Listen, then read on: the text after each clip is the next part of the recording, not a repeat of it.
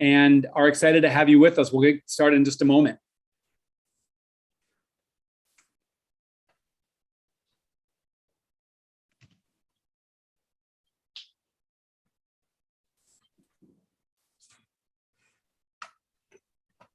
Well, once again, thanks for joining. My name is Wade Crowfoot, and I'm our California Natural Resources Secretary, and I lead our agency, which I call our Outdoors Agency, our Environmental Stewardship Agency for the state. And this week, of course, we're celebrating Earth Day. We call it Earth Week, and it's an opportunity to take stock on all that's happening across California and the world to protect and restore the environment, and to look forward to what we have to do to create a more sustainable, equitable state and planet. I'm really, really excited to bring this conversation to you today, where I have a chance to interview and share the stories of some of the heroes that I've met across the state. I'm right now 20 floors up in our Natural Resources Agency headquarters, and I have to say the best part of my job is actually getting out of Sacramento and meeting leaders on the ground that are doing incredible work across the state. And so the 6 people you'll meet today are mostly folks I've met actually on the road, on the trail, in the outdoors, that are doing inspiring work that I wanted to share with you and amplify across the state. We have different types of conversations in this Secretary Speaker Series, and some are really policy wonky. This one is all about inspiration. And I think you'll agree by the end of the hour we'll spend together that the stories that you'll hear, the work that's being done by these leaders is truly inspirational. So what we'll do is I'll have a chance to bring each of these 6 leaders on the screen, and they'll share some about their story and their work. And then once everyone's had a chance to share that, we'll come on all together and I'll ask some questions, but I also invite your questions.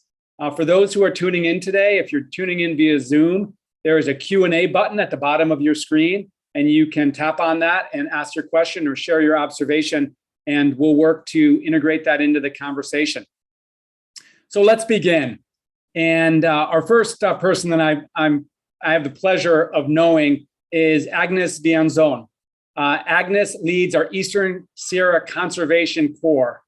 And Agnes, you guys are doing incredible work and some really groundbreaking work across the Sierra Nevada that I want you to share. But first, when you and I met over in Mono County in Mammoth, I got a chance to know you and just hear about the journey that led you to lead the Conservation Corps.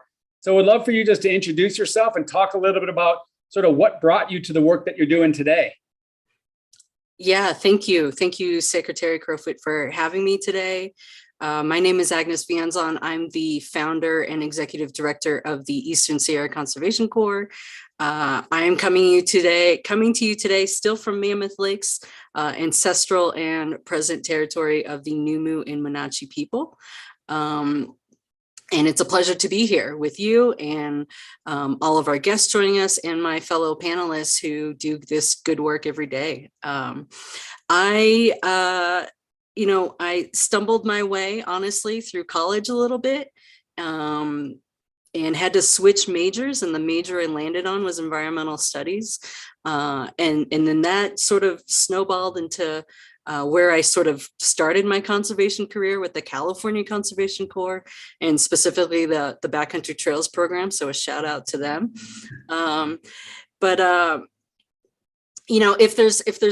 If there's an idea that you have and you want to do it, and other folks are doing it, I think that there's still an opportunity to go for it, because if you have a vision to do something, it's your vision, and you may have a different pulse on it. And so that's really kind of what led me to Eastern Sierra Conservation Corps. We're a local conservation corps. We provide transformational outdoor experiences. All our programs are immersive. We focus on priority populations. We have affinity crews and trips for foster youth, for women, for LGBTQ community members. And I think our programs have this sort of built-in pathway that even if you never do it again, the stuff that you might learn on a conservation crew for the summer, where you get to live and work in a national park or forest without distraction, without your cell phones, without the internet, and yourself and what you can do and what you find you can carry and work hard. Will benefit you in any job, but if you find out that you like it, we have a pathway to go from absolutely no experience at all, never hiked a trail, and through our leadership and development program, you could be leading crews. You could. We have a number of folks that now work for the National Park Service, for California State Parks, and yeah, if you know anyone that wants to get paid to live and work, we're currently hiring. Our minimum wage is $15 an hour. If you have experience, it's $17 an hour. And one of our biggest objectives in the way that we do this is access. And so it's access to enjoy these places. It's access in providing transportation, providing gear, providing the leadership and the skills to get out there and experience it and to give back to it through your work. Incredible. And my colleague Mark is sharing in chat the website for Eastern Sierra Conservation Corps. And throughout the discussion today, Mark will share links because part of what we want to do is promote the work of Agnes and others here today. Agnes, I was really inspired by your leadership, your vision on building affinity groups to do this work in the backcountry. One thing, we inherit at our Natural Resources Agency is a workforce and a tradition, that's predominantly male, predominantly white, and we're working hard to have folks working in conservation reflect the incredible diversity of California. I'm really excited about the affinity groups. Can you talk about your thinking there and how it works and how it can be transformational? Yeah, absolutely. I mean, the opportunities that I had, certainly came with some privilege, but, as in my journey, sort of naive to I was just kind of going through what I was doing as I was building my career. And later on, it just had an impact that realizing really until very recently did I find a role model who was a fellow woman of color in a leadership position at a federal agency. And so, it's cliche, but like representation really matters. And, we try and lead, you need all the pieces. You need the diversity piece, the inclusion piece, the equity piece, the justice piece. But if it's not welcoming to begin with, the experience is going to be different. And so with the affinity groups, I think that's a big part of feeling welcome, of feeling some comfort. We cannot say that it's a safe space. That is for you to determine, but we're going to do what we can to try and provide that so that, as a barrier can be broken down and folks can come out again and not only learn, but earn a living wage doing this good work. Learn about themselves, do it in a community that is shared, that can also then be taken to wherever else that leads you to. Yeah, that's incredible. Thank you for all the work you're doing. And, we want to support you and support your Corps however we can. So we're going to loop you back into the conversation in just a little bit. Thanks. So next, we're going to travel several hundred miles south to Los Angeles, and we'll introduce Brandy Williams. Brandy is owner of Garden Butterfly, which is an environmentally conscious boutique landscape company. And Brandy, it's great to have you here. And you and I met in Los Angeles, less than a month ago, because you were asked to join a press conference with local leaders focused on drought and drought resilience. You and your garden have become fairly famous in Los Angeles for what you're doing, showing people that we can transition to beautiful, sustainable landscapes in a way that has really inspired people. So can you just start out and talk a little bit about, your business, your garden, how you got there and what you're doing? Sure. Well, thank you for that introduction. I will start by saying that my grandmother planted a seed years ago, and it took years to bloom and blossom. And in 2015, I started a Garden Butterfly. So I'll start there. Garden Butterfly is my business. It is a boutique landscape company where I focus on pollinators. Pollinators are at the center of my business model, and also community. I say community because I grew up in Compton, California, where I was raised primarily by my grandmother, although I was influenced by both my grandmothers, but I was primarily raised by my grandmother in the city of Compton, where she taught me how to be resourceful, how to work in the yard. I was comfortable with working in the yard, picking up that broom, whether I wanted to do it or not. I had to go out there and just sweep, water the lawn. She instilled those values of conservation, resource, reuse, recycle, those those Southern traditions from the South that she brought along with her as a member of the Great Migration. So she brought that culture here, and she taught me. As far as working in the yard, it just gave me an opportunity and just taught me how just to be responsible and independent. I'd also like to say about my grandmother, those interactions with family reunions, us being in the yard, prepping for family photos in the garden, prepping for our family reunions, the barbecues in the yard. So as far as landscaping and gardening, that is where it started for me. Now, I was working on my graduate degree. There are a few different paths that led me here, but I was working on my graduate degree. Within that, my major is human services executive leadership. So in my mind, it's always about how can I be a leader where I am.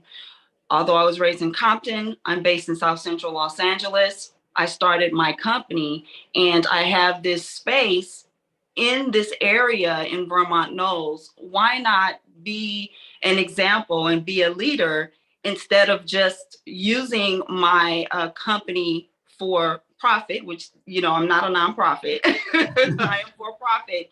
But there's also that give back option that I've incorporated into my business model as well. Anyway, that said, I created a lab right in my front yard, no fence, planting for pollinators in mind. That is what I always say. You want to plant for pollinators in mind.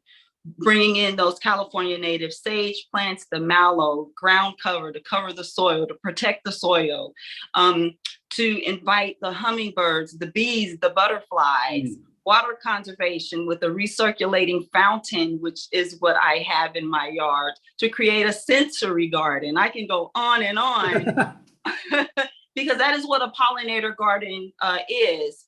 It's a sensory garden. It's a way for you to communicate with your family, to invite your neighbors, your just out of town guests. It is just a unique way to create a space for beauty and to gather. So that's incredible. And you've clearly sparked such interest in your garden. And as I shared with you, some experts from the Metropolitan Water Agency who have the background in all the native plants, et cetera, said your garden is to die for. And I understand now you're getting recruited for different garden tours, but can you talk a little bit about, how others can pick this up and what's happening in your own community around others trying to learn and then adopt some of the stuff you've championed? Sure. Well, I will say how others can pick this up. It can just start by, really understanding where you are, what you want to do. If you want to create a garden, find those resources. Like I'm a resource. Others can be resources. You make yourself a resource. If you have those stories about your grandmother, communicating with family members, what, did Granny, did she have a garden? Did, your grandmother have a garden? What did they say about it? What certain aspects of the garden do they remember? And you want to pass on that information, for generations. Also going to the library. The library, I love the library. I learned a lot while working on my business plan and just working on my business, even learning more about plants. There's so many plants. You can ask me a question. I know a lot about plants, but there's a lot I don't know. So, even if it's starting with picking up a book, making that decision and just, making that conscious decision to say, I want to be a part of this movement. I want to be a part of this environmental conscious, I think that's a whole word, movement. And just doing something about it. You don't need a degree. You don't need a, extensive resume. It really just starts with you, because that's how it started with me. I made a decision and I worked with what I had, which was my space, and I did something about it. So, yeah. Incredible. That's incredible. We're going to loop you back into the conversation in a little bit. And for those that want to go deeper, we've got Garden Butterfly's website, and you should click on. Brandy is doing incredible work. Beautiful, beautiful pollinator garden. Next, we're going to go a couple hundred or maybe 100 miles south to San Diego and ask Lexus Morrow to join us. Lexus is coming to us from the Office of Outdoor Outreach, which is a remarkable nonprofit organization in the greater San Diego area that brings young people into nature that haven't had that opportunity. And Lexus, you and I met in San Diego in December when we welcomed our Federal Interior Secretary, Deb Haaland. And you actually kicked off a roundtable with her talking about, what led you to working for outdoor outreach and building equitable access. And thank you for the work that you do. And if you can reshare a little bit of your journey to the work that you're doing now. Thank you so much. Definitely. I can talk a little bit about my experience. I started with outdoor outreach as a participant, actually, when I was 15 at one of their local schools. I was in a pretty rough place at home-wise and emotionally wise, and I was in a really dark place specifically. And I kind of met this kind of organization by accident, by bribery, really. My English teacher bribed me with extra credit if I went. And so I went, and I fell in love with the first day that I was there. The authenticity of everyone that was in the room, the willingness to just kind of reach out and kind of pull youth from really underserved and underrepresented communities into these outdoor spaces. And I kind of got hooked from the first day.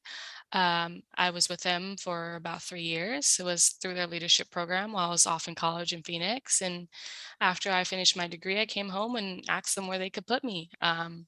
I really wanted to be able to give back, not only to the organization that kind of helped build the person that I am, but also to the youth within my own community, kind of be a representation for them, to show them that there are places outside of where we come from and the stereotypes and the statistics that they see every day. I wanted to give them a chance to look at someone and know that they've kind of made it. I wouldn't say I've made it, but to know that there are other resources, that there are other possibilities, that there are other means for them to kind of step out their door, but also that they can find healing and transformation really in the outdoors. And if they give it a chance to really step into that place and to step even into their local parks, that there is something so truly healing about becoming one with nature, about just trying to become one with nature, about sitting in a park reading a book or going rock climbing or surfing. And I've gotten really just a lot of amazing opportunities to watch a lot of the youth that I work with kind of go to the ocean for the first time, even though they've lived in San Diego their whole life, or rock climb for the first time, or kayak. And what's it like when a young person gets to the ocean for the first time? It's truly, it makes what I do worth it. I don't like water, but when I can push a kid into a wave, or if I can, get a kid onto the boat, if I can talk to a kid about the fact that I'm not a really big fan of water and they're terrified, then we have made a connection. And to see them kind of touch a rock wall or dip their toes in the water, and to find success and joy in those moments, and those little tiny moments that they have are just so fulfilling to me as a person. It makes everything that I've kind of gone through with my own entire life, with going through outdoor outreach, worth it, to know that the youth that I'm with are getting a chance to see and explore the world the way that I got to. That's amazing. And I remember when I first met you guys from Outdoor Outreach, I went on the website, and folks should click on the website and see some remarkable photos, just as Lexus is talking about. I'm also really pleased that a bunch of entities within our agency are really prioritizing this equitable access. And entities like the Coastal Conservancy with Explore the Coast grants are helping young people that Lexus is working with get out to the coast. So huge thanks, Lexus. We're going to bring you back in just a little bit. Thank you. Next, we're traveling to San Bernardino, California, where we are meeting Pastor Martin Martinez. Pastor Martin, so good to see you. Pastor Martin leads a community of faith, the Bethel Christian Fellowship Assemblies of God in San Bernardino. And I'm really inspired by your work and the work of others that you work with in Por la Creación and the Hispanic Access Foundation, really as faith leaders, helping connect young people to the outdoors and building that connection between faith and the environment. So if you would, Pastor Martin, talk about your work and what draws you to this really important, unique connection. Yeah, absolutely. Thank you so much, first and foremost, Secretary Wade, and also all of our panelists that have just done incredible, and learning from all of them so far. And I can't wait for the rest that are going to come on. But what inspires me is them, like hearing their stories, seeing what they do, and then learning that we found a voice. We found a voice within something that we're passionate about. And for us, it just happens to be this beautiful rock that we happen to stand on, planet Earth, right? As we are celebrating Earth Week and Earth Day, which also today happens to be National Youth Day, you know, and that's primarily a lot of my work that I've done since 2014 with Hispanic Access Foundation that helped me to be able to find my voice. And that's how I got connected with Por la Creación, and that's how Por la Creación came about. It was a group of pastors and faith leaders, not only from the Christian world, but it was open to all the belief systems, where we're all passionate about the creation that God has given us and blessed us. Now, we're not only just blessed to be here on this beautiful rock, this spaceship that we call Earth, but we're also called to be good stewards of it, to take care of it, to water it, to tend it, to watch it flourish and to grow. I think Brandy would appreciate this, you know, but as we read the stories in the Bible, and as we read stories, you know, not only in the Bible, the Christian Bible, but every, you know, belief system has the same background story with the creation. With creation starting with God planting a garden. Right. And then God planted this garden and watered it and seeded and saw it grow and flourish. But then it said that he put a man in there to tend it, to be a good steward of it and take care of it. And I realized that I grew up in Azusa, California. You know, the mountains, or the San Gabriel Mountains, they were right behind me. And I've always went to them, and I always found a place where I was able to connect personally myself and find an attachment to it. Growing up, you know, coming from a broken home that a lot of us come with, you know, parents divorce and tragedy and all this other stuff that comes behind it, finding places like that became our refuge.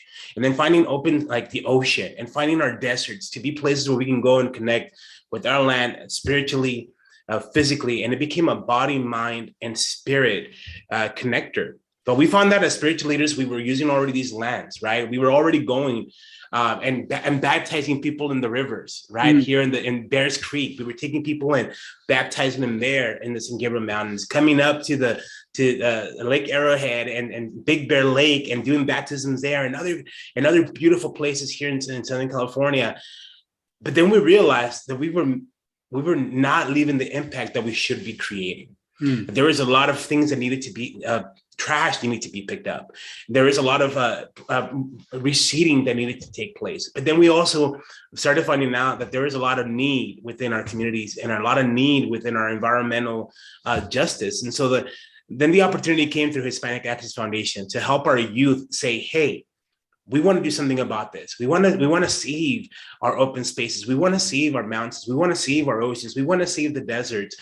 And in 2014, the opportunity came through President Obama when he designated the Singiro Mountains as a national monument, was also through the work of thousands of young people that we were able to help bring and show them these beautiful spaces. And then they began to speak to the president about why it was important for them to be saved. And then they felt like, wow, we did that. Young people did that. And then the opportunity came for the Coachella San Snow Castle Mountain. And again, through Hispanic Access Foundation and Por la Creación, we were able to bring more thousands of young people to go out there and advocate for their land. So now they started finding that they had a voice. And then they were able to find their career path, as we see different people here with different, opportunities for them, like outdoor outreach and even fish and wildlife and our National Forest Department and through CNRA as well. Our kids started saying, how can I get into those fields of something that I'm passionate about, advocating for the land, wow, speaking for the things that they couldn't. And then the Mono Project came about for us, where we started sending people that were volunteering, people that were being hired by these agencies, right, that needed help. And they found their voice because they were able to come through a place like this. And that's what gave me passion. I remember for me, my first taste of bringing young people and hundreds of young people to just clean up their city became very important to me in the city of Duarte, in Duarte, California. And now, that we continue that legacy of doing citywide beautifications, just picking up trash, helping people remove their debris into containers, and finding partners to be able to do that. And now that we are having young people help us to go to the Western Riverside Wildlife Refuge, to be able to do something there incredible. I mean, I'm seeing young people really rise up, Secretary Wade, to do incredible things that I myself, I'm so blessed and fortunate to bring them here, because I was one of those kids that needed that. I was one of those kids that wanted to experience that. And now that I'm over here in San Bernardino, now that I'm pastoring Cornerstone Assemblies of God in the city of San Bernardino, that we have a huge land, that we want to do something incredible for young people here. Now I'm seeing even more the need to be able to know about what these incredible agencies do. And then not only to do that, but to partner with you and CNRA to do the beautiful work that you guys are doing. You guys inspire us. And then in turn, we inspire others by the same. Well, that's the only thing I'll disagree with you on, which is you inspire us. You guys who were talking to inspire us. And we're trying to shift our mentality in government to really allow community to lead, to allow young people to lead and provide them the resources and the support to be able to do that. So huge thanks for the work that you and your community and your congregation do. Remarkable. Looking forward to our conversation here in just a little bit. So speaking of youth leadership, we know in California and around the world, we need to move further and we need to move faster on climate action, given accelerating climate change. And it's been young voices, young leaders who have driven us to move faster, to be more ambitious and aggressive with what we need to do. And we're joined by one of those youth leaders here today, Dianna Michelson. Dianna joins us from Long Beach, California, where she helps to lead the Green Schools campaign, working to make change in her community, in her school system. And Dianna, I understand that it's your spring break, so we're not taking you from school. You're not playing hooky, but you're a high school student and a high school leader, really inspiring and energizing your story and the story of you and your allies. Can you talk a little bit about what you're doing, how you're connected into this work, and then how you got here? Yeah, I really appreciate that introduction. Like you said, I'm an 11th grader at Long Beach Polytechnic High School. And when I was a sophomore in high school, I reached out to one of my teachers after becoming a trained climate reality leader and basically said, will you help support me on this journey? One of the most optimistic men out there, he was totally on board with it. And so that's how we started. We grew a coalition among other students across schools as well. And the campaign has really taken on a two-pronged approach. For one, it's working on public pressure. So this is attending board meetings, getting that petition signed, getting our parents involved and people posting on social media and attending climate rallies and town halls, all of which we posted as well. And then the other, arguably more important side of this all is specifically working with the district to pass and implement such a resolution. And as you can probably imagine with COVID-19, it's been a tough journey to say the very least. Our resolution has kept getting pushed back and back. The reason we understood that the first year while we were doing online learning that it was likely that a resolution would not be passed, but we've just kept getting pushed back and back. So we've had to edit the resolution. We've been for the past 7 months working with our facilities director to edit a resolution. The resolution is a version of LAUSD's because LAUSD committed to 100% clean energy in 2019. Of course, that doesn't mean even when we do pass our resolution, and I think we are getting close now. We've presented officially at the school board. We actually have a couple of meetings lined up this week and next to continue with the facilities department to discuss actual language changes and incorporating different financial pathways available to the district. But even once we do get a resolution passed, which I am really hopeful about, that's not the end of the story because we need to keep the district accountable. It's one thing to pass a resolution, it's another thing to follow through on it. So we've been really working hard on ensuring that even, for example, after I graduate, which is terrifying in less than 2 years, that we have, a freshman that's ready to take over and that she knows connections to people below her that will help take over. And that's pretty much it. That's incredible. Thank you. Well, we'll follow your progress. And I note that we've got a website that I had a chance to visit, really substantive and talks all about your campaign. Can you talk about building power and organizing among youth? How is that working? And how are you recruiting sort of the next, as you said, the next phase of leaders in the youth movement, in the school movement as you transition out? So it's definitely been challenging. It's been a lot of emailing teachers from across the district saying, hey, here are all these links. If your students can check it out, my team and I would be more than happy to present, to discuss, to introduce ourselves. Really promoting that. We have a special section on our website as well.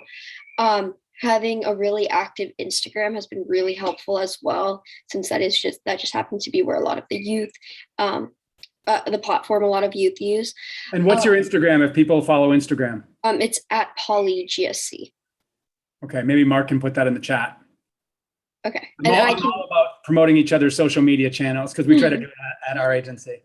So sorry, you were saying that. You're totally good. Yeah. So yeah, definitely being really present on Instagram.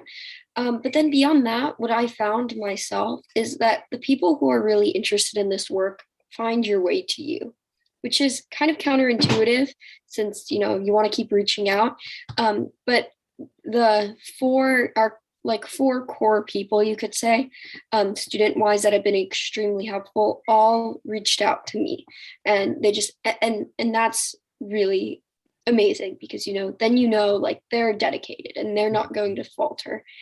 But yeah, I think that's the biggest lesson I've learned is you can keep pressuring schools and teachers and principals and students themselves, but the ones that are really interested in this activism will find their way to the organizations they're interested in. Absolutely. And making that connection so they can find their way to build power. That's incredible. Well, thanks so much, Dianna, for everything that you're doing. Before we get into a group conversation, we have one more leader to talk to, and this is last but certainly not least, somebody who I've gotten to know recently, Princess Jitkan Colgrove, who comes to us from far north in the state, Yurok, the Yurok country and the country of the Hupa, and what we know as Humboldt County here in the state. And Princess, so excited to have you as part of this conversation. You are an inspirational leader in so many respects, including the fact that you are working at our state park system among the first wave of Indigenous park interpreters who are helping folks who are visiting state parks understand the history of this place. We talk a lot about the journey that we're on in our agency and in our state government to listen and learn from the tribal communities that have stewarded our land since time immemorial. And you are a huge leader in this respect. So huge thanks for the work that you're doing. And why not just understand from you sort of what your work entails up in the northern part of California, and then also how did you get here? You're remarkably, young for having this leadership role in state parks. Yeah, thank you. So yeah, my name is Princess Jenson Colgrove. I started working for California State Parks as a seasonal park aide / kind of interpreter for the Sume Village, which at the time was known as Patrick's Point State Park. Recently, it's been changed to Sume State Park. And we were kind of like the first group of interpreters that were native to be interpreting the place there. It's myself, my coworkers, Maya Rayner and Skip Lowry. We all kind of worked together at Sume, and now we kind of have gone up to Humboldt Lagoon State Park as well. And I am a descendant from both Sume and Chapek, which is located at Stone Lagoon, which is a part of Humboldt Lagoons. And so our work there, we kind of have been doing a lot to just interpret the history of the place and the people from there. Because for a long time, there was people who didn't have the cultural background or that kind of understanding of these places. And so now we're kind of just telling it from people who have grown up going there. I've been going to Sume and Chapek for my whole life, just spending time there because that's where my family is from. And so we do a lot of ceremonies there. And I learned a lot from just elders in the community, and my grandparents had a lot to do with the knowledge that I have now. Working with them, they kind of tell me and guide me. Still, my grandparents, my aunties, my family, even just members of the community, we all kind of work together, and it's really created a native voice, which we haven't had before within the state parks. That's incredible. And how is the reaction of state parks visitors to hear this, this history from you having, known of it and been part of your culture? Just how is that interaction? I've always had really good interactions with the visitors that are coming through. A lot of people are just really excited to learn about the place. And so that's always exciting for me because it's always really nice to visit with somebody and tell them about things that they're really interested in and things that they didn't previously know. And we have a lot of people that come through and we're like, that say, like they were there 20 years ago, they came through Sume and they had no idea any of the information that we're able to tell them. Because it wasn't on signs, it wasn't present there for a long time. And so now it is. And so now people are coming, and really our goal is just to educate the people on the correct information about Yurok people, about Native people in general, and letting kind of tourists, people who are coming through, know that there is still Native people. I have a lot of people come through and they're like, oh, you're actually Native, like you guys are still here. And I have to say, yeah, we are still here. We still are active and we have our own voice now. So it's really exciting.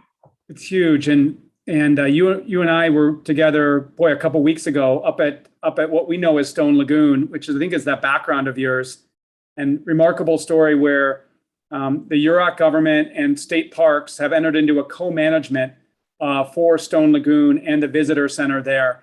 This is a sacred place to Yurok people since time immemorial. And believe it or not, state parks in the past had restricted access for ceremony and for the Yurok people to use the lagoon as they had for thousands of years. Well, that's changed.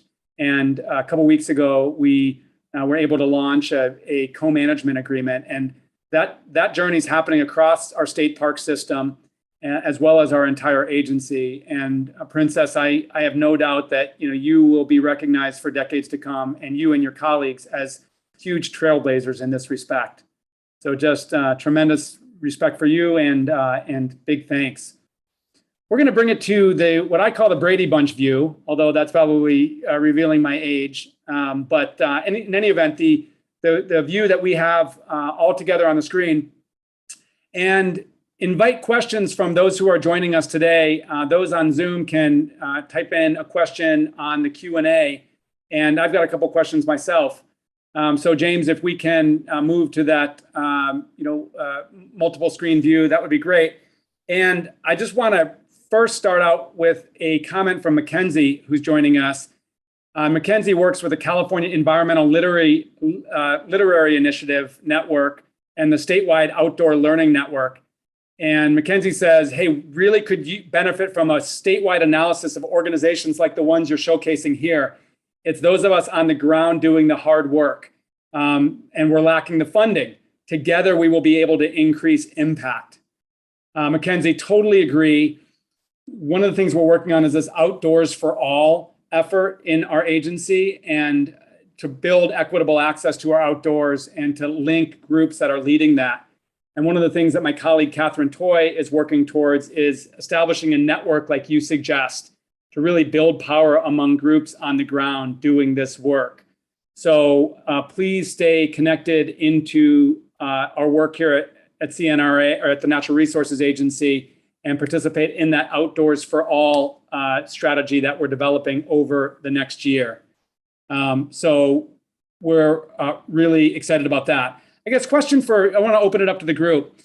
The folks that join these monthly discussions where we bring in big leaders, ideas, thinkers from outside, include legislators, legislative staff, agency leaders, local government leaders, folks in government. And so what would be one thing that you would educate us on in terms of how we can be supportive to your organizations or the work of leaders like you across the state? What's a key message that you want to send us in terms of how we can support your work? And I would say folks can just take themselves off mute and jump in. I guess I'll kick it off. But for us, being able to have that partnership with CNRA actually helps us a lot with Por la Creación, especially with the faith leaders from the northern top of California all the way to the southern border in San Isidro. It helps us when we engage together. Our faith community tends to be a little bit more hesitant to work with many things governmental because they don't tend to know a lot, right? But when we do things together and we have a group of faith leaders that will back up, the Outdoors for All initiative and letting them know why this is important, for us to be able to have that partnership together is always very cohesive, and it'll open up a world of doors as well for a tremendous impact that we can create within the faith community, but also within the communities themselves, because as we know, a lot of our belief, churches and synagogues and temples, what they do have is the potential to connect with thousands and upon millions of people. I mean, this Easter was a prime example of people getting outdoors, right? This Easter took almost millions of people, almost everyone outdoor to do some sort of egg hunt, and to have had that type of impact within the faith community, within the community themselves, and having CNRA do a closer outreach, I think will be beneficial for us to perhaps be able to do something like that together. I know we talked about it last time too, and I've been talking with your colleagues and staff as well, as to be able to do something cohesively together, as we do like a faith walk almost per se, right? To expose this incredible opportunity, because it's a great opportunity for everybody to jump in and to be a part of getting Outdoors for All and get that going more and more. Especially now that we are talking a lot about the 30 by 30 initiative that we've talked in the past about. We're talking a lot about that. We in the faith community, we're pushing that a lot with our members, because we believe that it is important, right? And it's hard. And I know for many people, it's hard to even think about, wow, pastors were actually talking about climate change and environmental. I thought they were all against it, right? And that's the crazy part, is that not all of us are against it, you know what I mean? And we believe in how real it is, and we want to make a dent and impact. So I think having those partnerships between us, I think would be just so incredible. Yeah, and we have to figure out a way in government to help create that network and to build a connection. And so that's something, we'll have to figure out. We provide funding to a lot of incredible organizations, but a lot of those organizations are invisible to one another because they do work in different parts of the state. And when we announce a series of grants, what we've started doing is getting everybody together on Zoom, and everybody gets really inspired and energized by each other to hear what they're doing, and then they're exchanging information. So we're trying to figure out how to allow that network to build. Agnes, I'm interested from your perspective. There are conservation corps working across the state. I mean, have you built alliances, and how have you built your network as a founder of an organization that's really doing incredible things? Yeah, certainly. I think that part of ESCC's success is having colleagues and mentors that I could reach out to that were, not. I can't say promise that everyone was supportive. There are many conservation corps, but there are a lot that were championing the work that we do. That I think also not just within California, there's the local conservation corps, but across the country with the core network. I mean, that is a huge resource, and a lot of the issues we run into, of course, through collaboration, we can tackle. I mean, recruitment, I think, is just really tough for everyone right now. Understandably, we're coming out of a major pandemic, but certainly we can't stand alone on it, and not trying to be competitive. It was really important in my design that this was, we wanted to do it in a way that would, bring in members, but then ideally send them back out to like other organizations that are here, and so that the next generation of leaders can be trained and facilitate experiences. Yeah, talk about that if you would for a moment, because we're really excited to create a pathway for folks that are coming through organizations like yours, but really, any of the ones here today, into these different departments and agencies. Any recommendations or directions for us in terms of how to make sure that pathway is workable, inclusive? Oh gosh, that's a big, that's a big task. But I think this is it. All of our organizations that are featured here, and like the comment, there are a lot of organizations, who's also not at the table. And so we have to think about those that are here and how we got invited to be here, how, and we have all folks that we could invite to our table so that they can be at this bigger table the next time. I think it really takes collaboration and communication and working together, and community over competition. Totally. Changing gears, I have a question for Brandy, and it comes from Jillian, and she had worked at a student farm at the UC Davis up here by Sacramento, and was really remembers well the student tours of the farm, and just wanted to know in LA or in South Central LA, are there any connections or any reach out to you from schools or youth groups wanting to learn from what you're doing? Great question. And thank you for that. Actually, 2 years ago, I worked with a high school a few miles from me. I was invited to assist them with revitalizing their school garden. So there were 6 garden beds that they already had in place. And the initial idea was to, go in and plant the fruits and vegetables. Well, once I connected with the group, I brought to the table, how about us doing that, but incorporating a pollinator garden? Mm. So what they did was we, instead of the 6 garden beds as fruits and vegetables, we used 2 for the plants to bring in those pollinators, the flowering plants. And we used, we went according to the plants that were on the LAUSD approved list, and just installed those plants. And what that did was it opened up an opportunity for teachers, like the science teacher incorporated their curriculum into the garden. And from what I understand, counselors would use the garden as a way to connect with some of the students. So that is one way. There is a group in the city of Compton, I don't remember the name, but I did visit their farm. They're doing a lot of work in Richland Farms. So, although I haven't connected with a lot of groups, there are people on the ground doing that. But I did, as far as a community member and doing my work, I did connect with the high school local to me. Mm-hmm. That's excellent.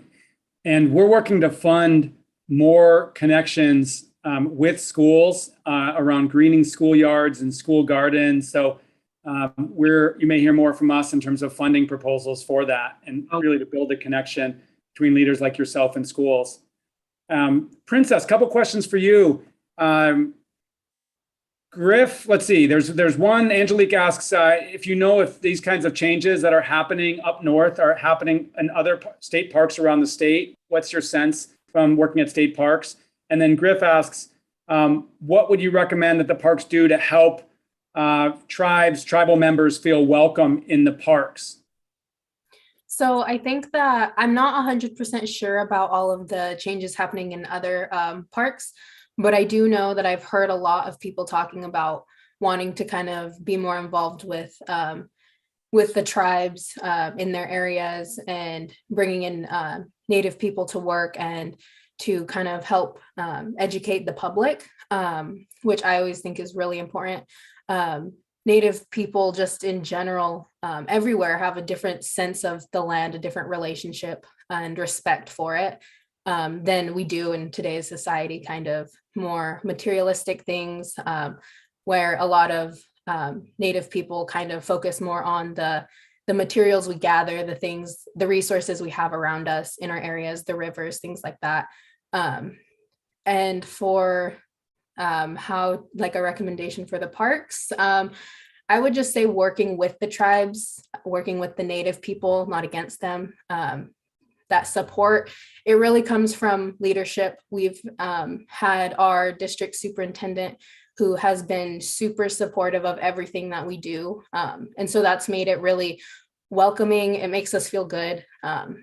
So it kind of starts there. It starts with the leadership, and then just the involvement, the inviting, kind of having an open mind to what you're hearing. Thanks so much. Dianna, I'm going to pose a question to you from my friend Laura. She says, hey, inspiring session. Is there a method in place to connect with other young leaders across the state? Well, I think she's asking about cultures and communities, but I'll pose this to open it up. Just how do we support that youth voice and leadership? Thoughts, Dianna, around how we can support so many like you across the state that are leaders? Well, first of all, I think it's a great question, because specifically as a youth, I know that a lot of the times my voice has kind of been overshadowed. I know that there's like this idea that, we're tree huggers and we don't know the actual financial pathways. And by no means am I claiming to be a renewable energy expert, but I would say that a lot of the people in the campaign are fairly knowledgeable on environmental activism and even fossil fuels and renewable energy. So that being said, I think that the first way is being taken seriously, but I don't think that's a problem for anybody in this call. But more so, I think that it's like it would be connecting people that, like, if, for example, just if another youth who's interested in the work, connecting us. And just encouraging them to check out different opportunities, because I know, for example, there's the International Green Schools campaign, which we're actually.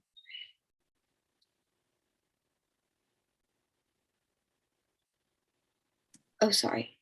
Am I back? Yep, you're back. Okay, perfect. For example, there's the International Green Schools campaign, which we're a satellite campaign of. So there's definitely just a lot of opportunities.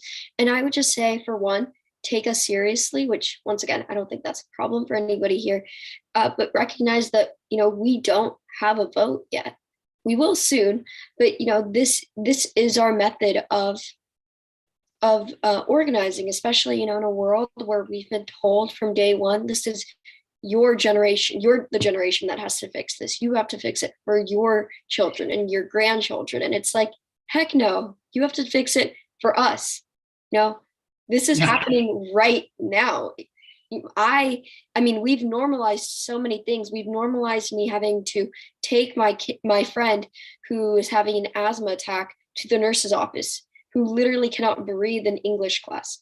We shouldn't normalize that. And it should just prove to us that change is happening right now, and it's affecting us. And currently we're not in a position to take action. So, have adults vote on measures that do protect us as well. Powerful. Thank you so much for that. Melissa asked a question. I think she's from a county parks department. How can local departments connect and support similar organizations in our locale? And I'll take a crack at answering that. Sometimes in government, we have the luxury of being able to sit back and simply do things the way we've done them before. And it's comfortable and it's not that risky. But I think we all have to get out there and connect with folks doing the work on the ground. Voices that have been marginalized, voices that don't have power that institutions have. And like for me personally, getting out and trying to find leaders like the ones we have today and lifting them up is the best part of the job. And my own experience is there are hundreds of other leaders across the state that are doing similarly impressive, inspirational, transformational work. So I would challenge all of us in your own community to connect with 3 to 5 organizations in the next, over the next year that you haven't yet, that you can learn about in the community that are really community-based and ideally representing and connected with communities that don't have power in your communities or your government. That's been the best part of my work. Listen, guys, we're getting close to the end of our discussion here today, so I'm going to do a quick round robin. And it being Earth Week, it's a chance to reflect on all the challenges and the crisis we face, but also an opportunity to look ahead with some level of hope to take action. So I just want to ask you each, we'll do a round robin, what gives you hope in the work that you do? And anybody can jump in first. I'll start. What gives me hope is that people are changing their perception about inner city youth, knowing that they are capable. Also, what gives me hope, finally, is the idea of respecting and understanding the importance of non-traditional college students. Those are those students who've gone back to school, to junior college, and they are embracing those vocational skills in order for them to make a future for themselves. Thank you, Brandy. I can go next. I think for me, what gives me hope for the future and, for all of this is the fact that, higher ups and officials and policymakers like you, Secretary, are willing to listen, are willing to stand with those of like small towns and small voices, are willing to back us and to give us an opportunity and a space to speak from experience and from working on the ground. Thank you, Lexus. I'll hop in if that's okay. I think what gives me hope, besides working with many different youth, is seeing that this new generation is taking action. And it's, and not to say that the past generations haven't, but that this generation is really energized, excited to use their voting power as well, and looking forward to actually making meaningful, logistically sound changes. Thank you so much, Dianna. Yeah. What gives me hope is a generation like Dianna, like my kids, my 4 and 1-year-old that are exploring nature, and then also that we live in a state that actually cares about the lands of California, that cares about the tribal voices, that care about the Latino and Black and white and Asian voices, a state that we not only look out for each other for our well-being, but are also now being really thoughtful in how it affects our health, and taking those steps and finding that through your work, Secretary Wade, and your staff that is so incredible, Andrea and Mark and James and everybody that's in your staff that is so passionate, and Kim, so passionate about what they do, that you guys actually care. And also shout outs to our governor also for helping to be part of this initiative and raising his voice too for the environmental change that we all want. And this is something that we all want. It's something that we need. It's not just a need, but it's a necessity. So thank you you guys give us hope. And we just pray that we could also give hope to others by what we do. Thank you, Pastor Martine. Yeah, I'll go. When I knew this question was going to come up, honestly, it's hard because there aren't a lot of things that are giving us hope. I think it's a tough time. But at the same time, I am one of a little bit older ones here, and I can get my head down. But as a facilitator, as someone who is trying to provide these experiences for younger folks, that's the hope. I mean, reading these applications and bios and folks who want to come and do this work and commit to it, that's what's keeping it going for me. And I hope that, and again, that's the pathway. I hope that they then become the next people to inspire. So there's a cycle, and it's exciting. Thank you, Agnes. I think Princess, last word. Yeah, I think what gives me hope is seeing the youth, the high school students like Dianna, making opportunities and taking the opportunities to spread awareness and have their voices heard, and the confidence, I think, is what gives me a lot of hope, is seeing how confident they are in this. And also the people that are coming to these parks, our state parks, any of the national parks, and just embracing what's around them, the natural environment, the nature, and seeing the beauty in that. I have a lot of kids even that come through the parks and they have their phones, but they don't pull them out once. They just kind of are present. And so that's what I get really excited, and that gives me hope. Wow. Well, I'll say, I mean, we're getting some in our Q&A. You all are hope creating. The work that you're doing is incredible.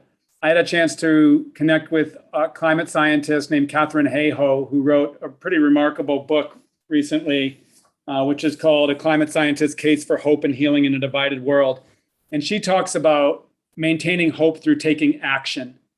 And our world is in crisis, growing inequity, biodiversity, climate, but we maintain hope by taking action. And what an incredible place to be, to take action. And I think, I feel such gratitude to being able to work in this space and to, dedicate, our lives to making a difference, addressing this stuff. So hope through action, and you all are the personification of action. So huge thanks for the work that you do. To those who've participated, big thanks for the work that you do. If you can go away and build connection with leaders like this across your own communities, we'll be a stronger California and a stronger planet. Thanks once again. Happy Earth Week and happy Earth Day all. If you have any suggestions for us for future discussions, please feel free to email us at outreach@resources.ca.gov. We are recording this session, and we will have a transcription or a video recording of this on our website at resources.ca.gov. Have a great day and have a great week.